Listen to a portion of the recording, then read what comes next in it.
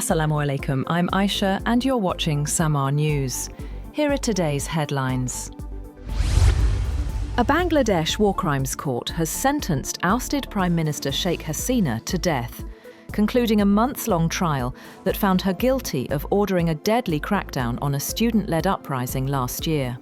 Hasina got a life sentence under charges for crimes against humanity and the death sentence for the killing of several people during the uprising.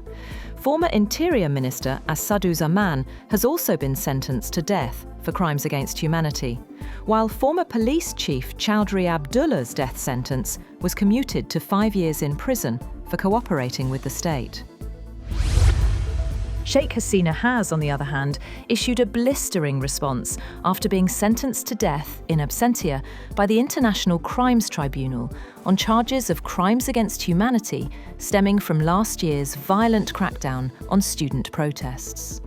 Minutes after the ICT announced its verdict, Hasina released a strongly worded statement rejecting all charges and condemning the ruling as the product of an unelected government with no democratic mandate. Meanwhile, Dhaka erupted in clashes and celebrations after Hasina's sentencing. Protesters tried to damage her family home before security forces moved in. Students celebrated across the capital as Awami League activists marched in defiance of a shutdown. The interim government has deployed paramilitary forces and warned of strict action. A Russian missile strike on the eastern Ukrainian city of Balaklia has killed 3 people, with 3 teenagers among the 10 wounded. The governor of the region bordering Russia said overnight, attack damaged multi-story residence blocks and destroyed scores of cars in the city centre.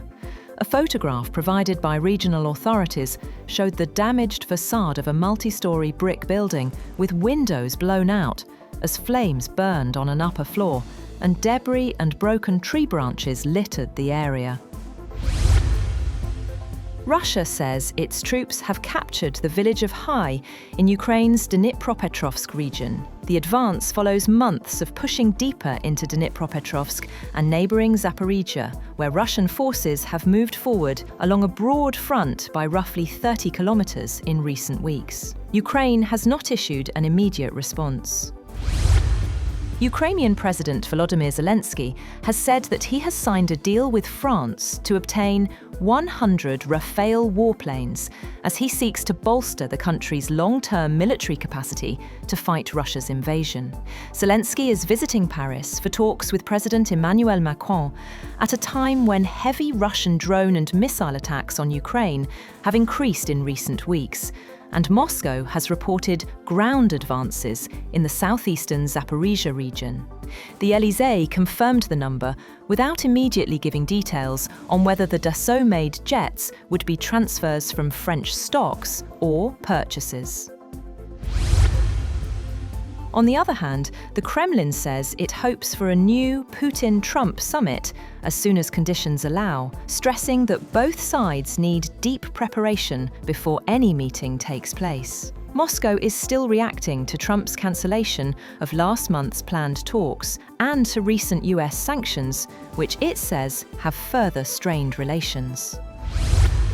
Rain triggered landslides in 2 regions in Indonesia's central Java province last week have led to the deaths of at least 18 people, with search operations ongoing. A landslide in the city of Cilacap last week buried a dozen houses in Cibonying village. Search and rescue efforts have been challenging as people were buried 3 to 8 metres deep. The Cilacap landslide has killed at least 16 people, with 7 missing. Footage from news channels show excavators deployed to dig through dirt in Cilacap. US President Donald Trump has urged his fellow Republicans in Congress to vote for the release of files related to the late convicted sex offender Jeffrey Epstein, reversing his earlier resistance to such a move. Trump's post on his Truth Social came after House Speaker Mike Johnson said earlier that he believed a vote on releasing Justice Department documents in the Epstein case should help put to rest allegations that Trump had any connection to Epstein's abuse and trafficking of underage girls. Indian agricultural exporters are among the winners from US President Donald Trump's exemption of dozens of food items from his reciprocal tariffs regime, which some analysts say could help to revive lost demand. Trump on Friday removed tariffs he had imposed on more than 200 food products, including beef, as consumer concerns mount over rising US grocery prices. Unlike EU and Vietnamese suppliers facing 15 to 20% duties, Indian exporters of tea, coffee, spices and cashew nuts were hit harder after Trump doubled tariffs to as high as 50% on imports of certain Indian goods. And China's snow town in Heilongjiang has opened for the winter season, offering more than 30 cultural and tourism events, from folk activities to light shows. The scenic area saw its first snowfall on October 17th, about a week earlier than last year. Snowtown typically enjoys a 7-month season, with snow depths reaching up to 2 meters. That's all for now. For more updates, visit www.samaa.tv. Thank you for watching Samaa News.